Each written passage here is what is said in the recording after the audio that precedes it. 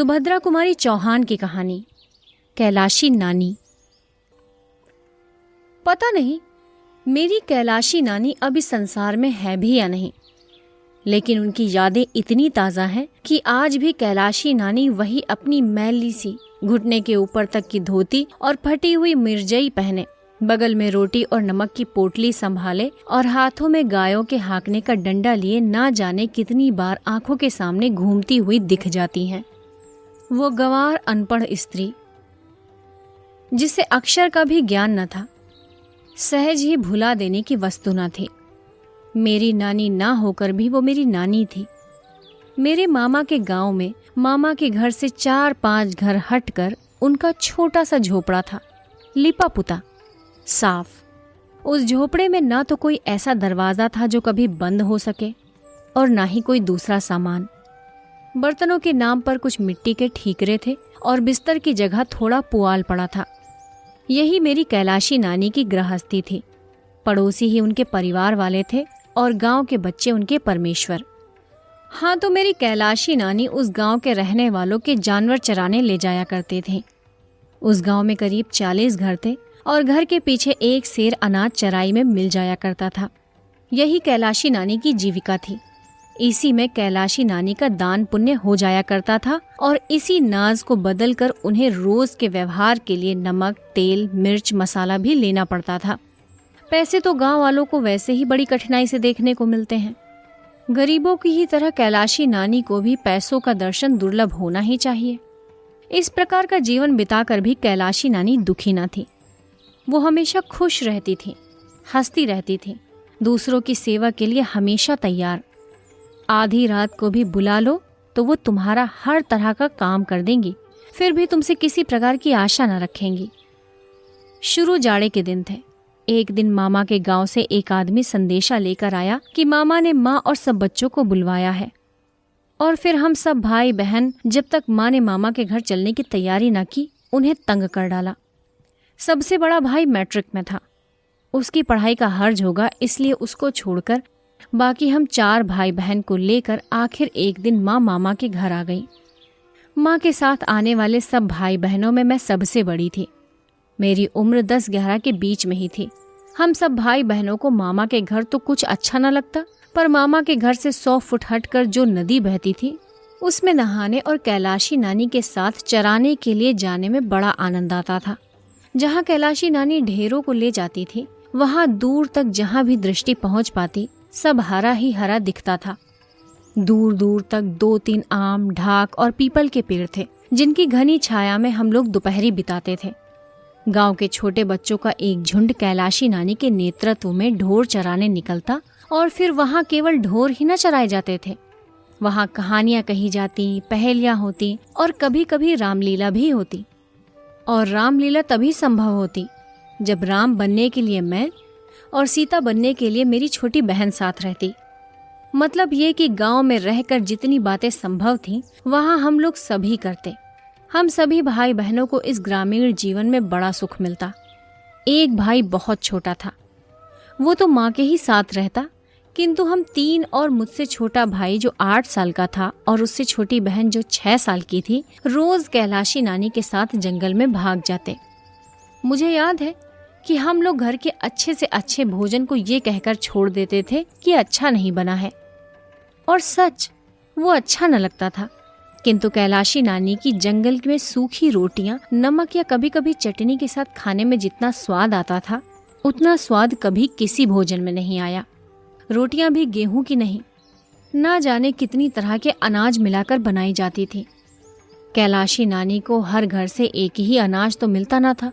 कहीं गेहूं, कहीं जव, ज्वार, मक्का, उड़द, मूंग, अरहर सब मिलाकर इकट्ठा कर देती और रोज आवश्यकता अनुसार किसी की चक्की से पीस लाती और दूसरे दिन के लिए रोटियां सेक लेती। यही उनका प्रतिदिन का आहार था। यही रोटियां वो सबको खिलाती थी और हम लोग बड़े स्वाद से खाते थे। कभी कभी गांव के दूसरे बच्चे नदी में धोती फैलाकर मछली पकड़कर भूनते। उस दिन कैलाशी नानी रोटी भी न खाती, सत्तू खाकर ही रह जाती। इसी प्रकार एक दिन हम लोग कैलाशी नानी के साथ हार पर गए थे। उस दिन कैलाशी नानी ने राजा रानी की कहानी सुनाई थी।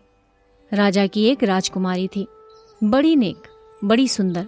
किंतु एक दिन जब वो नदी पर नहा रही थी तो परियों के देश के राजा का राजकुमार आया और राजकुमारी को घोड़े पर बिठाकर ले भागा। कहानी सुनने के बाद कलेवा से पहले हम लोग बड़ी देर तक नहाते थे और तैरते थे। पानी बहुत गहरा ना था पर बड़ा साफ था। नदी में नहाने का प्रलोभन ही हमें यहाँ घसीट लाता।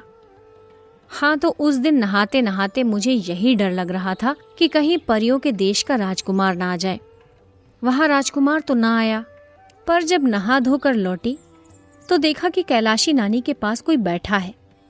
कपड़े जरा साफ सुथरे थे। मैं डरी कि कहीं ये वही राजकुमार तो नहीं है। फिर घबरा कर दूर तक नजर दौड़ा कर देखा, कहीं भी कोई घोड़ा ना दिखा। मैं बेफिक्र हो गई कि ये राजकुमार नहीं है, वो होता तो घोड़ा जरूर होता। बाद में कैलाशी नानी से मालूम हुआ कि वो गांव का जमींदार है और कैलाशी नानी को हर महीने ढोर चरवाई में 5 सेर अनाज देता है। वो वहीं हम लोगों के पास ही पीपल के पेड़ की जड़ के पास बैठ गया और हम सब भाई बहनों के बारे में कैलाशी नानी से बातचीत करने लगा। जब उसे ये मालूम हुआ कि अभी तक मेरी शादी नहीं हुई तो उसे बड़ा आश्चर्य हुआ, क्योंकि गांव में तो उस समय लड़की के पैदा होते ही ब्याह की बातचीत हो जाती और 3-4 साल के होते होते तो ब्याह भी हो जाता। उसने स्वर भी जरा धीमा करके कैलाशी नानी से पूछा, क्या कुल में कोई दाग है जो इतनी बड़ी लड़की अभी तक कुंवारी है? कैलाशी नानी ने कहा, नहीं भैया, कुल में दाग वाग कुछ नहीं है। बड़े आदमी हैं, लड़के लड़की सभी मदरसे में पढ़ते हैं। यही बिटिया रामायण बाँच लेती है, अंग्रेजी पढ़ती है। जब पढ़ लेगी तब कोई आदमी देखकर शादी ब्याह करेंगे। वो जमींदार जितनी देर तक बैठा घूर घूर कर मेरी ओर देखता रहा। मेरी समझ में नहीं आ रहा था कि आखिर ये आदमी मेरी ओर इस प्रकार क्यों देख रहा है। वो जब तक वहां रहा मुझे वहां अच्छा न लगा। दूसरे दिन जब कैलाशी नानी ढोर ढीलने आई, छोटी बहन और भाई तब तक सोकर नहीं उठे थे। अतः उस दिन मैं अकेली ही कैलाशी नानी के साथ भाग गई। कलेवा करने से पहले फिर हम सब नहाने गए। जब नहा रहे थे वो जमींदार फिर आया। उसी प्रकार घूर घूर कर देखता हुआ कैलाशी नानी के पास चला गया। कैलाशी नानी पेड़ के नीचे झाड़ बहार कर हम लोगों के भोजन की तैयारी कर रही थी। जमींदार बड़ी देर तक ना जाने क्या कैलाशी नानी को समझाता रहा और हम लोग बड़ी देर तक नहाते रहे। मैंने देखा हाथ जोड़कर कैलाशी नानी ने किसी बात को अस्वीकार किया और जमींदार ने कुछ न सुनकर कैलाशी नानी के पल्ले में कुछ जबरदस्ती बांध दिया और तेजी से दूसरी तरफ चला गया। हम लोग भी रोटी खाने आए, पर आज कैलाशी नानी रोज की तरह खुश नहीं थी। उनके चेहरे पर एक तरह की उदासी थी जो छिपाए न छिपती थी। उन्होंने हमें खिलाया पिलाया और फिर कहानी सुनाने बैठे, किंतु कहानी सुनाने में उनका मन न लगा। ढोर हाँकने और दिन जैसे मैं सब बच्चों के साथ भाग जाती थी, आज कैलाशी नानी ने वैसे न जाने दिया। अपने पास ही बैठाए रखा। जब मैं जाने के लिए जिद करने लगी तो एक आध बार डांट भी दिया। मैं समझ न पाई कि आखिर आज ये ऐसा क्यों करती हैं, पर माँ ने सिखाया था कि बड़ों की बात में सदा क्यों और किस लिए नहीं करना चाहिए, चुपचाप मान लेना चाहिए। यही सोच समझकर उस दिन मैं चुपचाप कैलाशी नानी के पास बैठी रही, पर अच्छा न लगा। उस दिन तो कैलाशी नानी कहानी भी ढंग से न कह सकी। कहते कहते रुक जाती और कुछ सोचने लगती। खैर अच्छा ही हुआ कि उस दिन और दिनों की अपेक्षा हम लोग जल्दी ही हार से लौट आए। शाम हो चुकी थी। माँ तुलसी के पास दिया जला रही थी।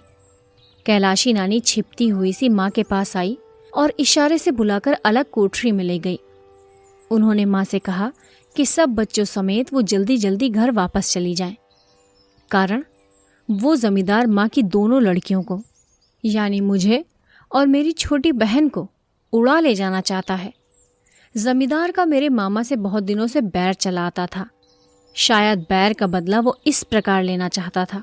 जमींदार ने कैलाशी नानी से कहा था कि वो मुझे और मेरी बहन दोनों को हार ले जाए। हम दोनों खुले सिर घूमा फिरा ही करती थी। मौका पाते ही वो हम लोगों को मिठाई खिलाने के बहाने अपने पास बैठाकर दोनों की मांगों में सिंदूर भर देगा। फिर हम दोनों बहनें उसकी ब्याही हुई स्त्री के बराबर हो जाएंगी। मामा जानकर भी कुछ न कर सकेंगे। इसी काम में वो कैलाशी नानी से सहायता चाहता था।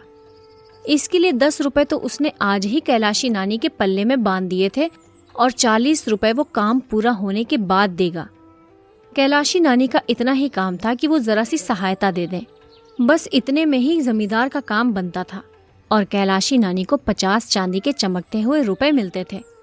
कैलाशी नानी ने शपथ लेते हुए वो 10 रुपए कमर से निकालकर माँ को दिखलाए और बोली, बिटिया झूठ नहीं कहती, मेरे पास तो 10 पैसे भी नहीं, फिर ये 10 कलदार कहाँ से आए? ये उस अधर्मी ने बांध दिए हैं। तुम मेरी बात मानो बिटिया, यहाँ से चली जाओ।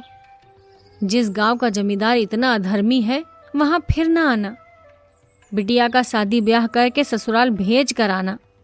कैलाशी नानी ने यह भी कहा कि माँ के जाते ही वो इन रुपयों को जमींदार के आगे फेंक देंगी।